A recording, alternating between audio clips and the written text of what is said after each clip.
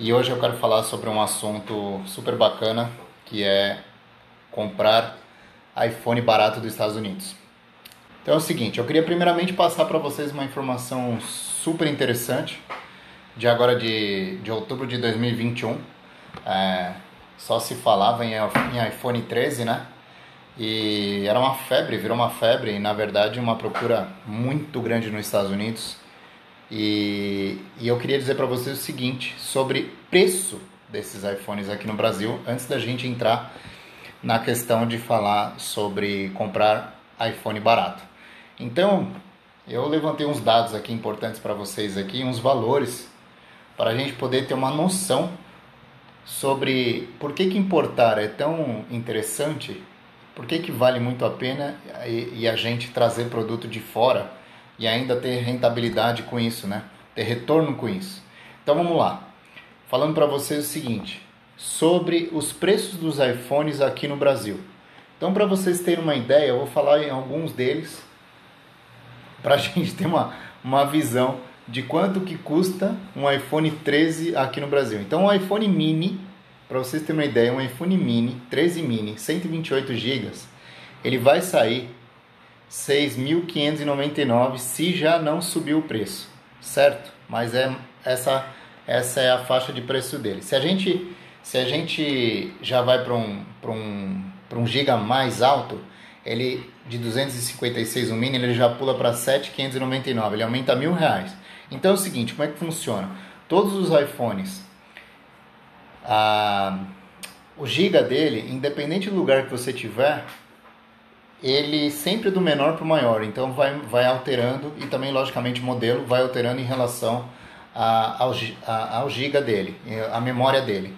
Então, se a gente falar de um mini 512, ele já pula para 9.599, ou seja, do 256 para o 512, que era 7.599, ele já foi para 9.599. Gente, isso é um absurdo. Então, assim, para a gente poder ter uma visão, como que é legal esse nosso negócio de importação. E se a gente for então aqui falar do iPhone 13, mas não entrando na linha do mini, já falando no 13, 512, ele já vai para 10.599.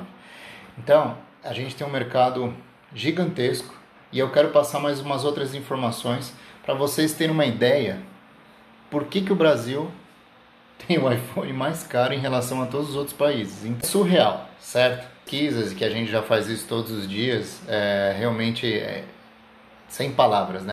Na Apple, e a gente vê preço e tá sempre visualizando isso, realmente é incrível. Então, o Brasil em relação aos iPhones, ele é o mais caro que tem no mundo. Então vamos ver uma situação aqui, ó. Se você que é um consumidor brasileiro, para você comprar um iPhone 13 128 GB, você precisa desembolsar, falando em dólar, $1.446, que dá R$ 7.652. Isso vai depender da cotação do dólar do dia, mas é uma visão para vocês terem, certo? E aí você visualiza em relação ao câmbio atual. Então aí você começa a fazer conta. Será que eu consigo, de fato, comprar um iPhone no Brasil, né? Vou parcelar, será que isso faz sentido? Então precisa dar uma olhada. E esse mesmo iPhone, que ele custa 7.600 e poucos reais no Brasil, o mesmo modelo nos Estados Unidos, ele sai por $829. Se a gente fizer a conversão, ele sairia por 4.387, ou seja, 7.000 no Brasil, para os Estados Unidos, fazendo a conversão por R$ 4.387. É muita diferença, é um absurdo, certo? Então, o que acontece? E é uma informação mais legal ainda, o Brasil ele divide uma liderança de ranking com a Turquia, que por incrível que pareça, também lá os produtos são muito altos, os iPhones são também muito altos. Então a gente está ali postando corrida com a Turquia. E além disso, a nossa carga tributária é um dos motivos, logicamente, para a gente ter os valores de celulares e outros produtos caros no Brasil. Então essa carga é elevadíssima, né? Legal vocês terem uma ideia. Então como é que eu faço, Ale, primeiramente para você comprar um iPhone barato nos Estados Unidos e enviar ele aqui para o Brasil, né? Se fosse tão simples assim, a gente ficaria muito, muito contente, porém não é, ao mesmo tempo que ele continua sendo uma situação, ela é simples, porém você precisa entender os passos a passos, como eu vi falando para vocês. Então o que a gente tem que fazer para a gente se deparar em um iPhone barato, para a gente trazer para cá, certo? Primeira coisa que a gente tem que fazer, a gente precisa ter em mente na nossa cabeça que nem todas as lojas lá dos Estados Unidos eles vão enviar produto para o Brasil. E as que enviam, elas simplesmente são poucas e com certeza com taxas altíssimas. Então não compensa. Em relação a isso, a gente precisa entender também a idoneidade dessas empresas que estão mandando ou fazendo propaganda ou falando, as taxas que estão elevadas, e a gente precisa entender que não é o nosso caminho se a gente está falando aqui de trazer iPhone barato para o Brasil. Então a gente tem que novamente fazer o primeiro passo, que a gente precisa ir atrás de uma empresa de redirecionadora de produtos, que são profissionais que vão te proporcionar um endereço lá nos Estados Unidos para você trazer esse produto para cá. Então é fundamental a gente saber isso. E eu sempre toco nessa tecla para vocês verem que sempre eu coloco aí no pedestal, número 1 passo de trazer qualquer produto dos Estados Unidos é o redirecionador para ele te fornecer um endereço de lá, tá? A gente precisa de duas informações indispensáveis. Para você trazer um produto dos Estados Unidos através do seu redirecionador, você precisa saber que existem duas formas de pagamento para você fazer isso. Essas duas formas de pagamento para você fazer isso, ou seja, como assim formas de pagamento?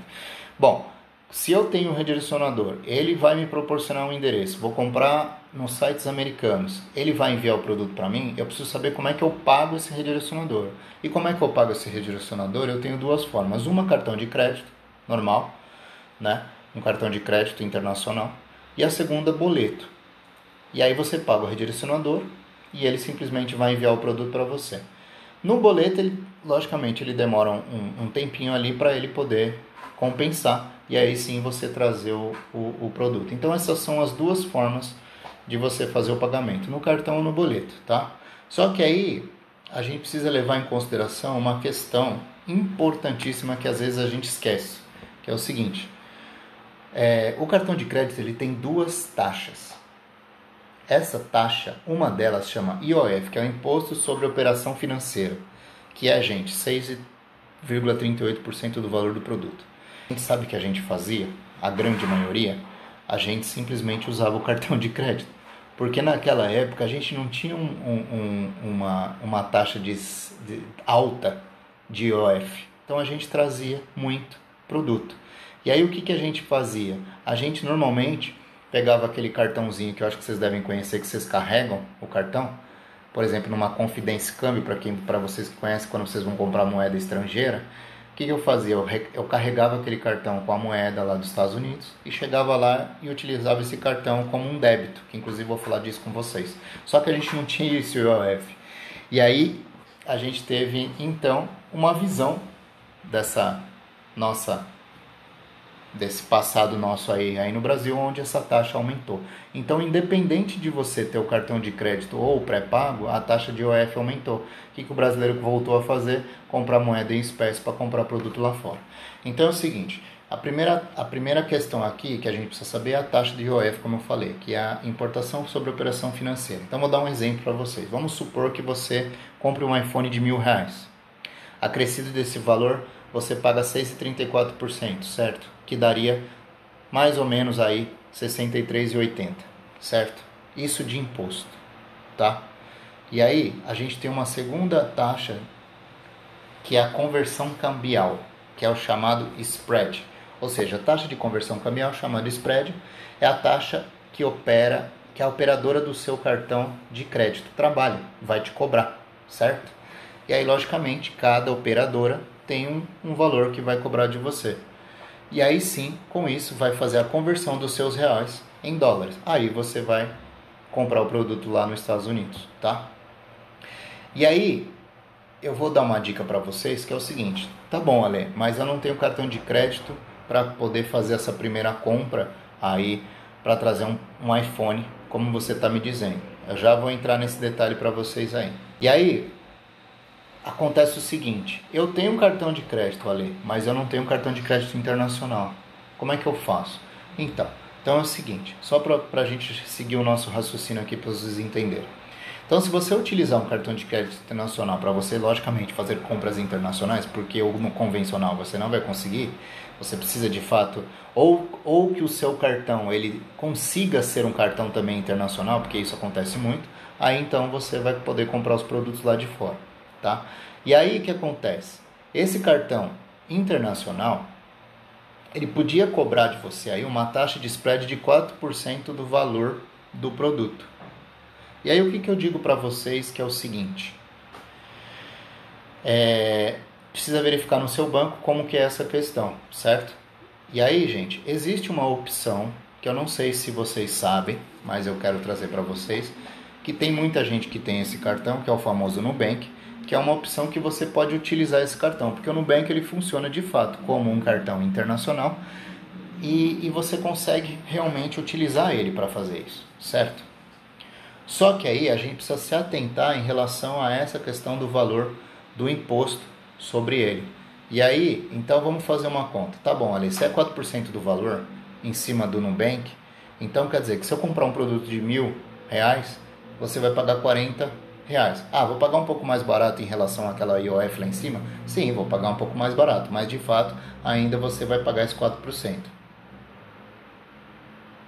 Então o que a gente tem que pensar e raciocinar para cada vez mais esse produto sair mais barato? A gente tem que minimizar esses custos para quando ele chegar no final, ele realmente fizer muito sentido, que é o que eu falo para vocês, que é o tal do planejamento, quando você vai querer fazer importação, ter essa cabeça de empreendedor, que é o que eu trago aqui para vocês, para a gente poder então analisar isso e fazer essa compra, tá? E esse cartão, ele, como eu volto a falar, você utiliza o cartão como um banco virtual, que é a solução da dica que eu dou aqui para vocês, que é uma opção muito legal. E esse cartão virtual, ele funciona como um cartão, como eu já comentei, como um cartão de débito. Então ele é um crédito débito. Por que ele é um crédito débito? Porque eu posso recarregar ele e ele na verdade tem a funcionalidade de débito, só que aí ele carrega, tem uma moeda lá em dólar, corro dessa questão aí, desse spread, e simplesmente eu posso utilizar esse cartão e comprar o produto, certo? Que outra forma eu poderia utilizar esse cartão que já foi falado aqui?